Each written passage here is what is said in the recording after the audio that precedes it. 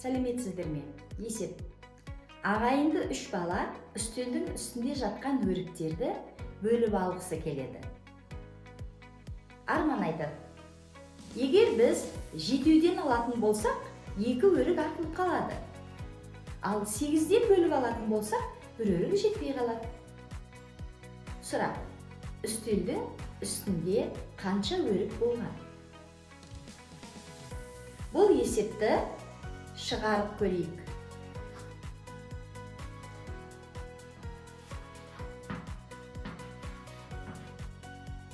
Үш балаға 7-ден беретін болсақ, 2 артылып қалады ғой. Сол 2-ні қосамыз. 3-ті 7-ге көбейтіп 2-ні қоссақ, 23 шығады.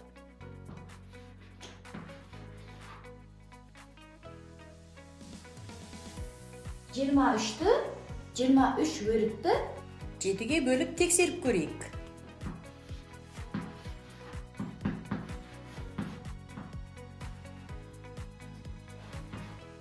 23-ті 7-ге бөлсек, 3 қалады, 2 қалдық.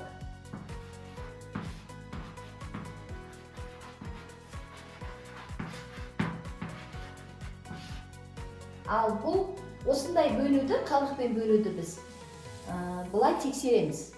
3-ті 7-ге көбейтіп, оған қалдықты қосамыз. Және бізге бұлай деп айтты: 8-ден алатын болсақ, біреу жетпей қалады дейді. Тексеріп көрейік.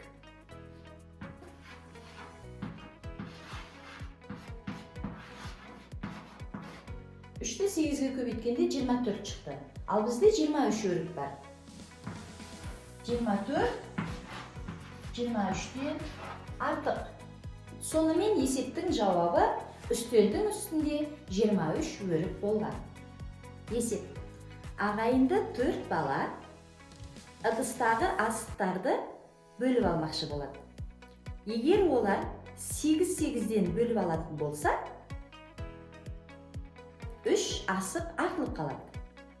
Ал егер 9-9-дан бөліп алатын болса, 1 асық жетпей қалады. Ыдыста неше асық бар? Қалдықпен бөлуге арналған осындай есептерді шығарып үйренгіңіз келсе, комментарийге жазыңыз. Өткен сабақтағы есепке талдау жасайық. Шомылуда секіруге кезекке тұрған балалардың санын сұраған болатын. Бұл жерде 7 бала тұр.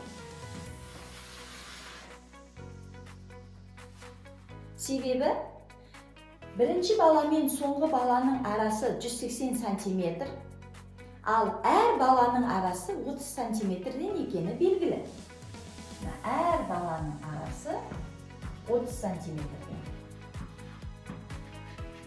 Ал мына барлығы мына жерде 180 см.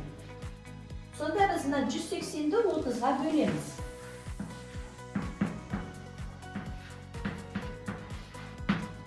6 шықты.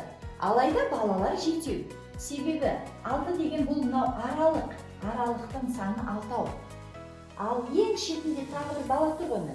Сондықтан да 6-ға 1-ді қосамыз.